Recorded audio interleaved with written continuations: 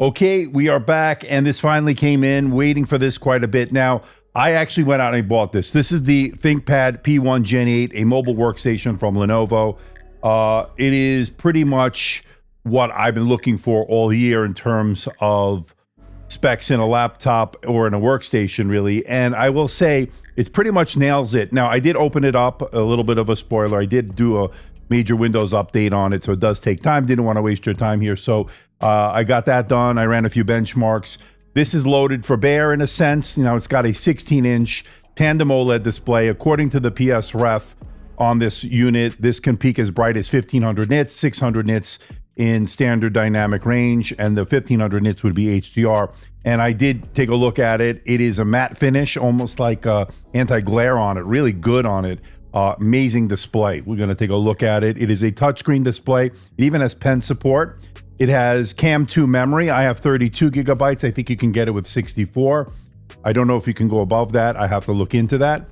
And then it has Thunderbolt 5, 2 of them. And then it has, as far as those ports, and then it has Gen 5 SSD storage. You can get this with up to 8 terabytes of storage. So we're going to take a look at it here. We'll get it out of the box. We'll get our first look at this one highly anticipated laptop / mobile workstation here for 2025. It should come in around a little bit over 4 pounds. We'll get our own measurements, of course.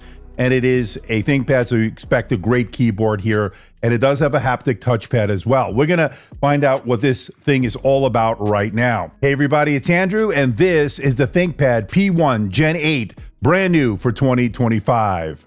Coming up. Now, I did open this up already, so we don't even have to really use the knife. That was more for dramatic effect. I just remembered I did open it up, so we don't need to use that. All right, so let's get this open here, and let's bring out what the contents of this are. All right, so right off the bat, we have some paperwork here.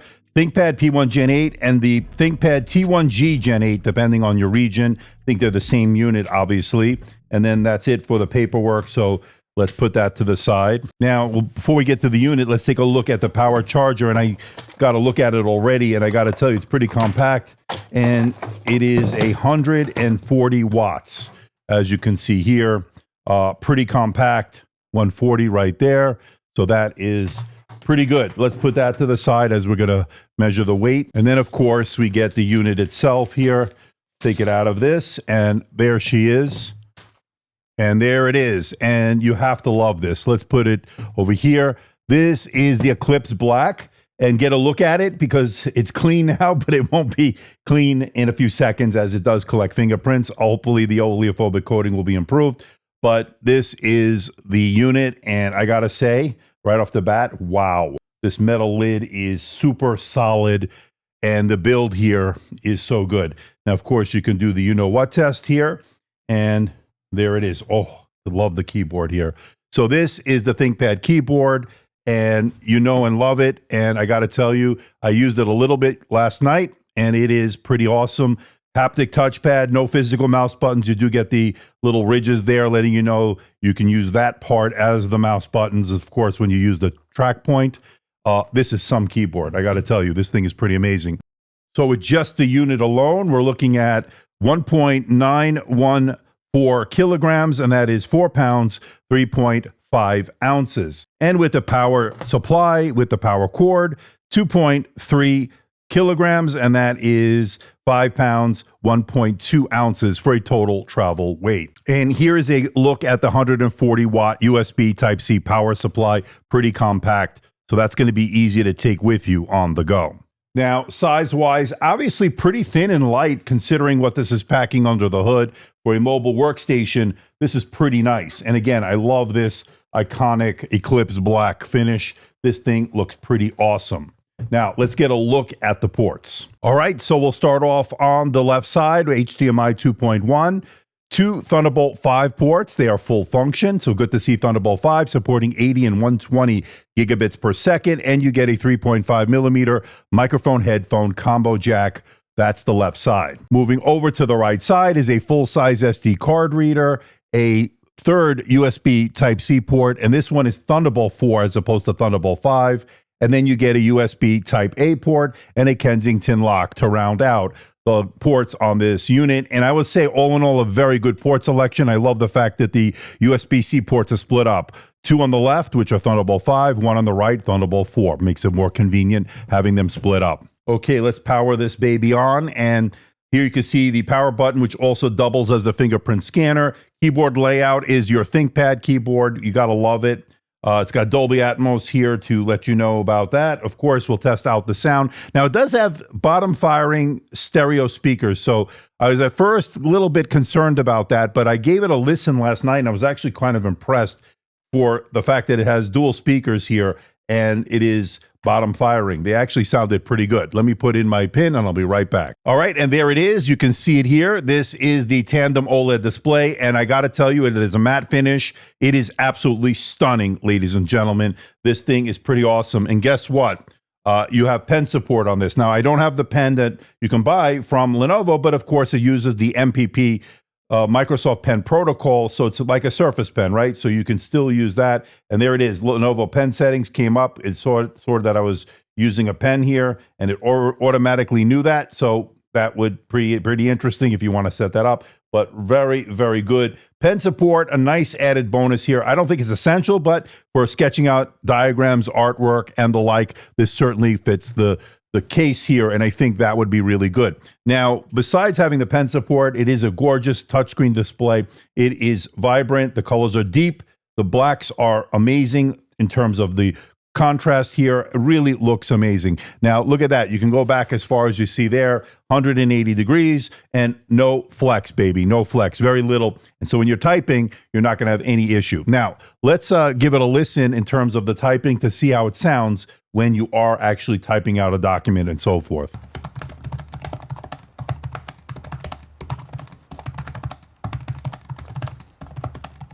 Well, pretty amazing here. I got 99% accuracy, so I made one mistake. I did 81 words per minute, obviously getting acclimated to this new unit here.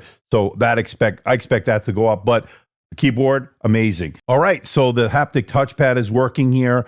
And as you would expect here with this unit, this is very responsive for scrolling, gestures, everything working, pinch to zoom working, everything working here. Oh yeah, that is nice. So nice haptic feedback. Yeah, that feels good. I'll test it out some more, but very good. Now, of course, you have your touchscreen layer here, so pinch to zoom, all that works. And then, of course, you can use the pen. I'm going to use the Acer pen that I used for that Triton laptop I just reviewed. This is a pretty good pen and no problems doing that. And of course, if you want to take notes, sketch out artwork, another added bonus here. Okay, so this is the back lid here, or the top lid, I should say. And wow, this thing is so beautiful. But look at that. You are going to have to carry a cleaning cloth as usual with a ThinkPad. Maybe a dbrand skin, who knows? But yeah, I mean, this thing is pretty gorgeous. There's not much to say. I'm pretty impressed. All right, let's talk about the processor here.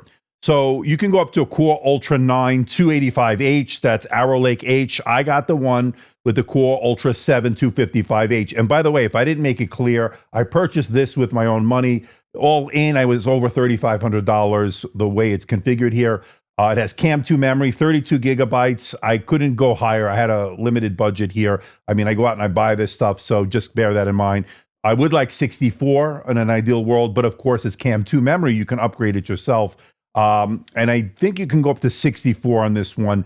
I don't know if on your own you can go to 128, and it probably would support it. I don't know. I'll have to look into that.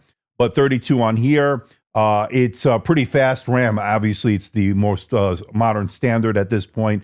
It's the most future-thinking standard as far as that versus SODIMM slots. I have 1 terabyte of storage. You can outfit this up to 8 terabytes of SSD storage. We'll probably open this up in a little bit, and we can take a look at the internals. And that is what I got on this one. So I went with the Core Ultra 7, like I said. Now, graphics-wise, RTX Pro 2000 Blackwell graphics. So don't expect it to be like a 5090 equivalent, right? I would say it's more like a 5060, maybe 5070 at most. And again, you're in such a thin and light chassis, a little bit over 4 pounds.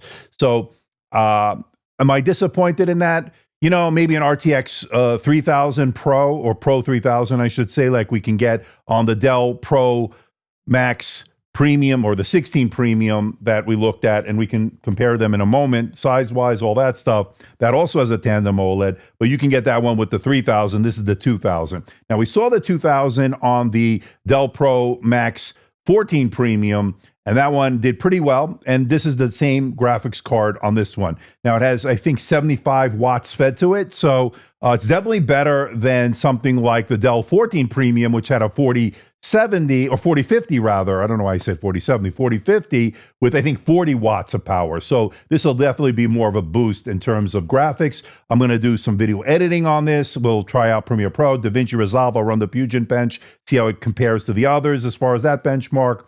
Graphics wise, again, you can definitely game on something like this. You'll have to play with some of the settings. But of course, let me put it through its paces. It came in last night. Let me get the review done, and then we can find out what the numbers are. But on surface, on paper here, I would say it is pretty amazing. And again, you have to understand what are your expectations with this. Don't expect to play AAA titles with this. This is a mobile workstation, so you want to use ISV certified applications with this. It has the drivers and all that stuff. So that is where this comes in to shine, right? So just keep that in mind. This is not meant for the average consumer, although having this tandem OLED is pretty awesome. It's pretty amazing, actually. I got to say that. This is pretty much my dream laptop in a lot of ways, and I thought it would be. Again, the graphics card, it just depends on what your workflow is. Most people would have something like this, can take it on the go. You can do some 4K video editing because of the GPU, and you can do stuff like that, and then get your work done, be productive on this gorgeous 16-inch display. Of course, let me know your thoughts, as usual, in the comments section below. Okay, to get a size comparison, here's the Dell Pro Max 16 Premium, and here is the ThinkPad, and actually very similar, as you can see here. These are very similar in thickness and in weight, although I think the ThinkPad might be lighter. Let's take a look at the weight on that in a moment, but here you can see that, and you can see a lot of similarities size-wise, footprint-wise, right? So let's bring out the scale again. Let's take a look at that. I'm actually kind of curious of this to see what the difference in weight. The Dell is, let's see, 2.226 or 225 kilograms, 4 pounds, 14.5 ounces. So it's a little bit heavier than the ThinkPad, which is, let's put it back into kilograms. Let's see here. This was 1.914 kilograms, and that is 4 pounds, 3.5 ounces. So definitely you can see there is a little bit more heft on the Dell. And here is the Asus ProArt P16 we just looked at. Let's see the weight on this one. So this is pretty interesting. Now this one has a 5090 in it, which is pretty interesting and a really awesome device here. So let's put the ProArt there. This is 1.940 kilograms, and that is 4 pounds, 4.5 ounces. So the ThinkPad is actually the lightest of the bunch, actually, for these. So that's pretty interesting. 4 pounds, 3.4 ounces, and again, 1.912 kilograms. So you can see that the ThinkPad is actually the lightest of the three. Okay, so I have the Dell Pro Max 16 Premium. Here's the ThinkPad P1 Gen 8 on the left, and as you can see, this is a glossier display. I love the matte finish on this. This is definitely glossier, and this one has 1,000 nits, I think, of peak brightness on this one, whereas this has 1,500 nits. And of course, having the matte finish is an advantage in my book. But these are the two displays right here. They look pretty gorgeous, I'll be honest with you. This has a haptic touchpad. It is a pretty nice size touchpad. And it also has a zero lattice keyboard. Of course, I love this keyboard from ThinkPad. I think this is my favorite. It's pretty good. I like it quite a bit, but this is really good as far as I'm concerned. And here it is next to the ProArt P16 that I just reviewed. As you can see, this is the tandem OLED as well. This can peak as high as 1,600 nits. So that is the difference here. Although, look at the gloss on this one versus this one. There's hardly any on this, and there's quite a bit on this. So this is more akin to the nano texture display. No, not quite like it. It is the closest on a Windows side to something that is in contrast to this. So let me know what you think in the comment section below. I prefer this display. This is my favorite right so far with this matte finish. All right, let's get a sound test. Let's compare it to the best in the business, the M4 Max MacBook Pro that I have here, 16 inches. Let's hear it. Now, I got to say, I am impressed with the speakers on this so far. But of course, let me know what you think in the comment section below. Let's get an initial listen. And again, let me know.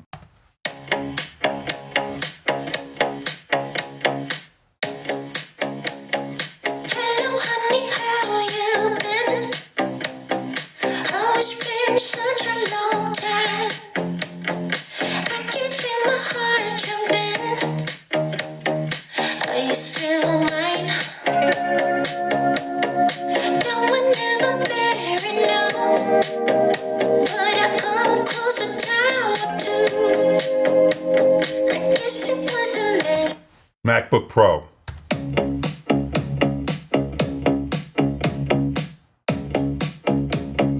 Hello, honey, how you been? Oh, it's been such a long time. I can feel my heart jumping. Are you still mine? No one ever married, no. But I come close a time or two. I guess it wasn't meant to.